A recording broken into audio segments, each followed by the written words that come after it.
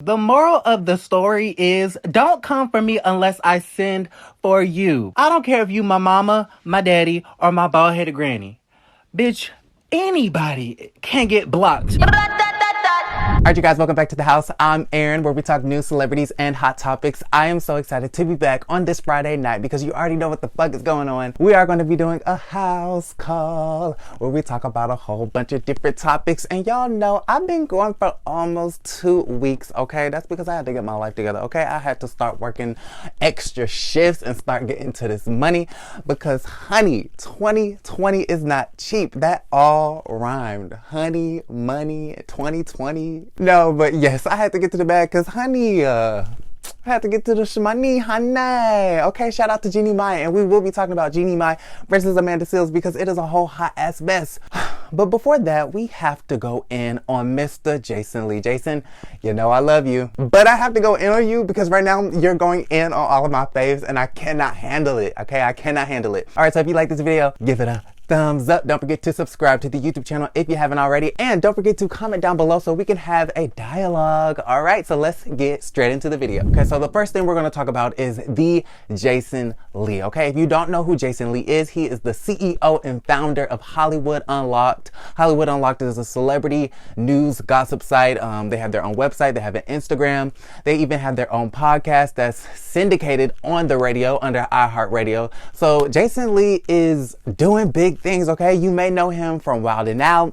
He be cracking jokes with Nick Cannon and Emmanuel Hudson and them. And he's also on Love and Hip Hop, famously known for throwing a drink in Hazel-Lee's face, which I thought was crazy, okay? That was my first time ever seeing Jason Lee.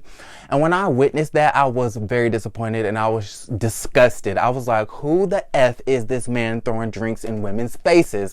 Jason, who you thought you was back then? Okay, because you was a nobody, okay? Now you somebody, but you was a nobody back then, trying to become a somebody by throwing drinks as a man in a woman's face, which is so freaking disrespectful. I was appalled, but over time, I've actually grown to love Jason Lee, okay? I actually went to a taping of Wild 'N Out, and it was really cute or whatever. Like, I'm not easily amused, so I didn't really crack a smile or really laugh at anything because I thought all the jokes were scripted. They were all fake. It was boring. I just wasn't feeling it. But when I saw Jason Lee, I was like, okay, Jason, like, he was doing his thing. He was working. He was being funny or whatever. So I was like, okay. And then I started to follow him on Instagram. Then I started listening to his podcast. And then I just fell in love with Jason Lee and the whole Hollywood Unlocked brand, okay? So I actually like him. I admire him. I want him to mentor me. Jason, if you're watching, okay, hit my ass up. But today I'm gonna have to go in on that ass because you are really on your Hollywood Unlocked podcast with Melissa Ford, okay, the former booty model and DJ Damage, talking all this mess about Lady Gaga, Tinashe, Jay-Z, and Beyonce, okay? And then we just gonna start it off with Tasha K, okay? So he went in on Tasha K just randomly, just went on this random rant about how he feels like Tasha K is some type of coke addict, drug addict, or something to that effect, and talking about he's gonna do a whole episode exposing her. I don't even know what it was about, but you judge it for yourself. Check this clip out. Oh, into that little crackhead Tasha K. You know, she's this YouTuber.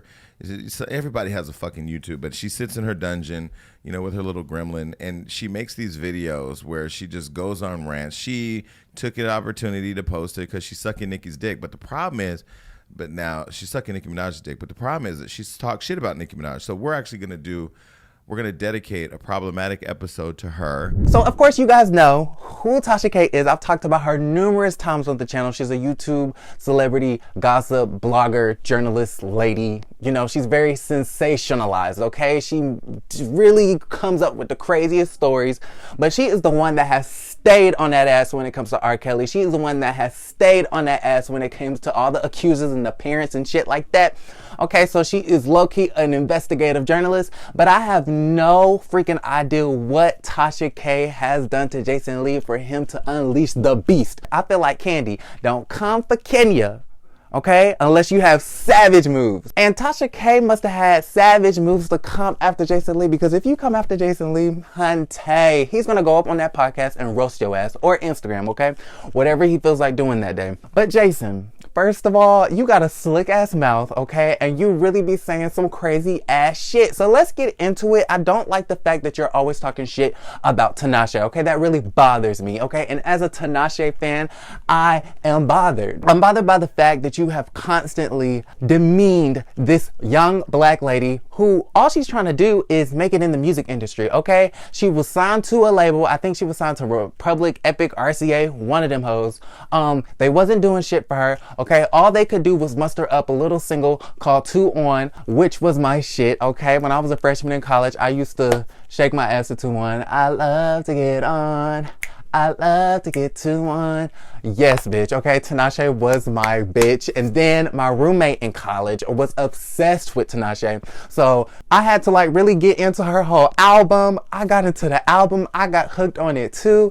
Ever since then, Tinashe has been my bitch. And y'all, this last album is everything. If you have not heard Songs For You, Tinashe's latest album, it's independent. Okay, so it wasn't super big. It wasn't huge. It didn't have a whole big media campaign behind it. But it was a nice independent album, and it actually made a lot of top R&B albums lists for 2019, okay? But Tinashe's Songs For You is everything. Jason Lee, you need to get up on speed. He's talking so much mess about Tinashe and how nobody knows her music.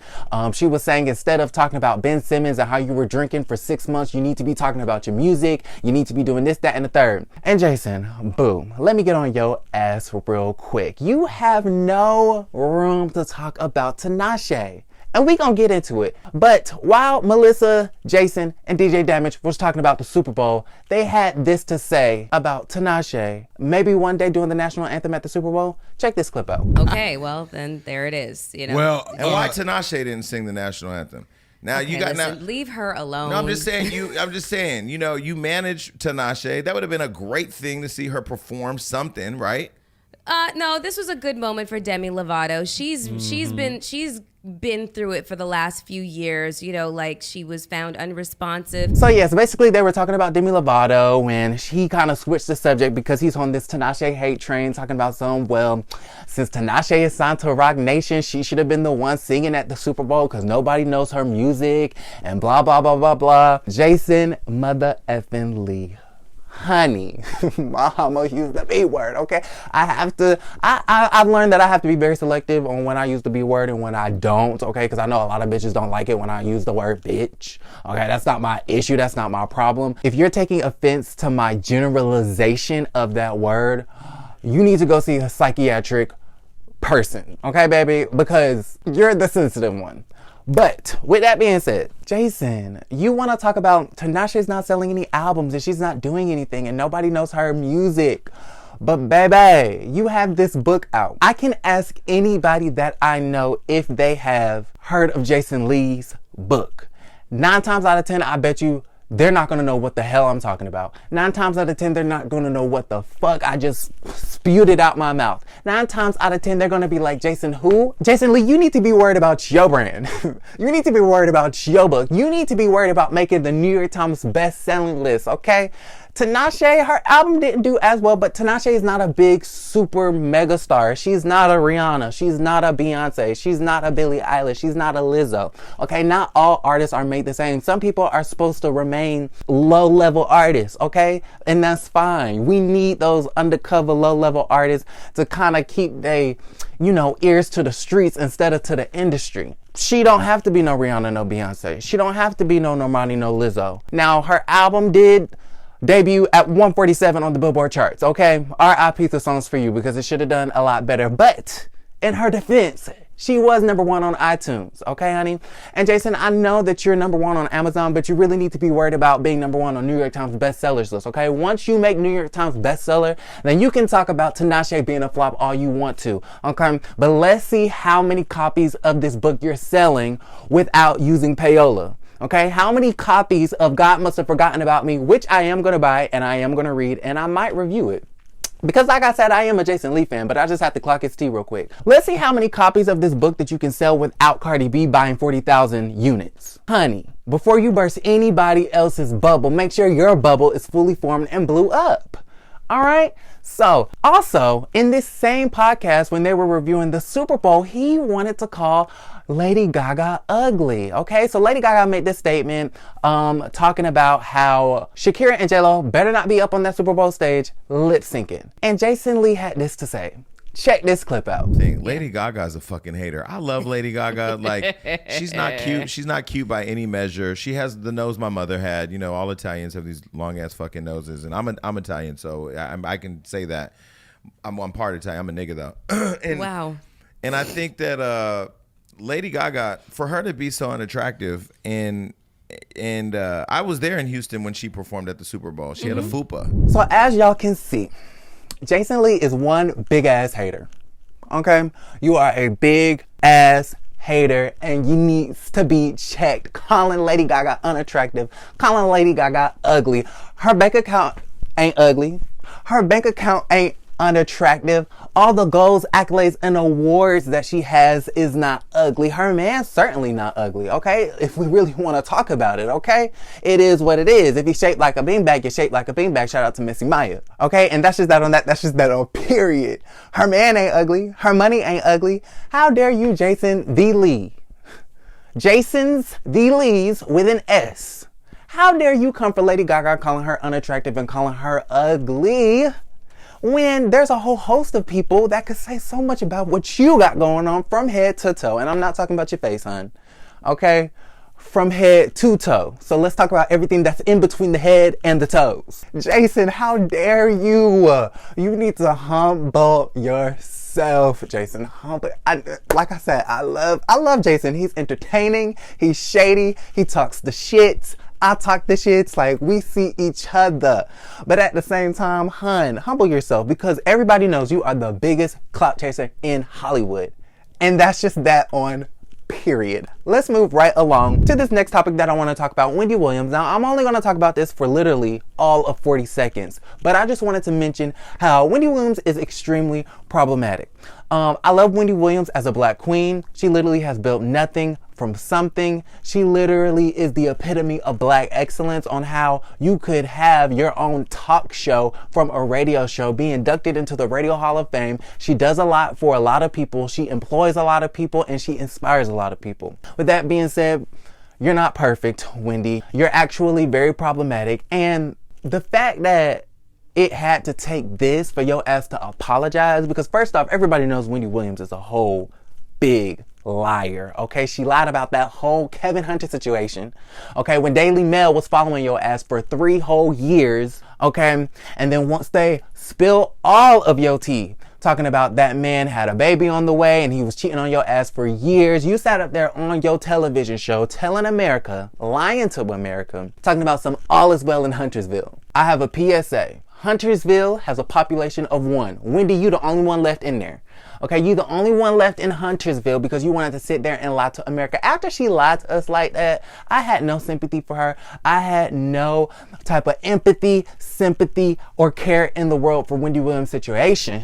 Okay, and that man is gonna take all your money, honey. Okay, he already took $250,000 so he could buy himself a new house in New Jersey. I had no sympathy for her because she sat up there and lied on television. If you don't want to tell the people the truth, just don't say nothing. Okay, we can bring it back to Terry Crews. Terry Crews, if you didn't want to defend Gabrielle Union, just don't say nothing. Okay, Snoop Dogg, if you don't agree with Gayle King and you have these enraged feelings, okay, and you feel like you want to threaten people on certain days, just don't say nothing. I just clogged a whole bunch of people in that one sentence. All right, going back to Wendy Williams. Wendy, you have had an issue with the LGBTQ plus community for a very long time. And Wendy strikes me as that type of person where she will kiki with a gay person. She will have a gay person do her hair. She will have a gay person do her makeup, okay? She has no problem with gay people working for her and gossiping and talking amongst other gay people. But when it comes to the liberties and freedoms of gays, I don't know. When it comes to the deep-rooted and seated issues of the gay community, I don't know if Wendy got your back, okay? Y'all do know the origins of how you doing, don't you? Okay, you do know that was a taunting phrase that was used to try to out people back in the day, okay? Everybody know that. Everybody knows that. How you doing? Okay, she was using that to out people back in her radio days because back then she was ruthless. And now, right after her applauding Dwayne Wade for accepting his trans child, you want to go on national television and say that gay people shouldn't wear skirts and high heels? Now, last time I checked, we all in this country have the freedom to wear what the hell we want. If I want to wear a skirt, a dress, some heels, eyelashes, foundation, and have a beard just like Saucy Santana, then I'ma just do that. I'ma do it because guess what? It's my body and I have the right to put on whatever the I want to. Okay, Miss Wendy? Gays shouldn't wear high heels and skirts. Honey, your ankles shouldn't look the way they should, but yet they do. You know what I'm saying? Like, girl, I shouldn't be able to recognize you in that Drew Barrymore movie from the 80s, but I do. You liking what you see? Like, girl, what in God's green earth is going on here? Wendy Williams has since apologized. I commend her for doing that because in this day and age, when people get lit up on social media, they take weeks and maybe months to apologize. But congratulations to Wendy for stepping up and apologizing, okay? Because she doesn't apologize for a lot. She says a lot of problematic stuff, a lot of misogynistic stuff as a woman. She says a lot of anti-black stuff, and it just slides, okay? It'd be a little bit of controversy on Twitter, but she just let it slide. So I'm glad she stepped up and apologized to that ass. But before I move on to the next topic, let's get into this hoodie, honey. Okay, I have to move the mic and everything out the way. Okay, it says new decade, new dreams. Okay, shout out to the hoodie gang, gang, gang, gang. Okay, I'm cute, coming back in February with the shits. Okay, oh, and it's also Black History Month, so shout out to myself, because I'm black and I'm a part of history. I love this hoodie. I love that it's black. I love that it has my splashes of color. Okay, this is DeLuCollect, honey. Okay, let me say it one more time. DeLuCollect. And right now they're actually having a sale on all their sweaters and hoodies. So y'all need to go to the website. Everything will be linked down below. Okay, DeLuCollect. Okay, so you can cop you some sweaters and hoodies because it's still cold and it's gonna be cold probably all the way through March. Okay, so y'all need to bundle up, get your DeLuCollect hoodies. Okay, get black so we can match. Okay, but in case you don't like black, they have a whole bunch of other colors too. But before we get into the last topic, okay, let's just see more of that DeLuCollect. Producer, hit it. DeLuCollect, DeLuCollect, one more time, DeLuCollect. Crop tees for the heat, regular tees for everybody in between, sweaters for the sweater weather, hoodies for the hoodie season, cropped hoodies, cropped sweaters. It don't get no better. When you shop with Lou, we steady come through with a sale that is good as hell. Exhilarating streetwear with pride.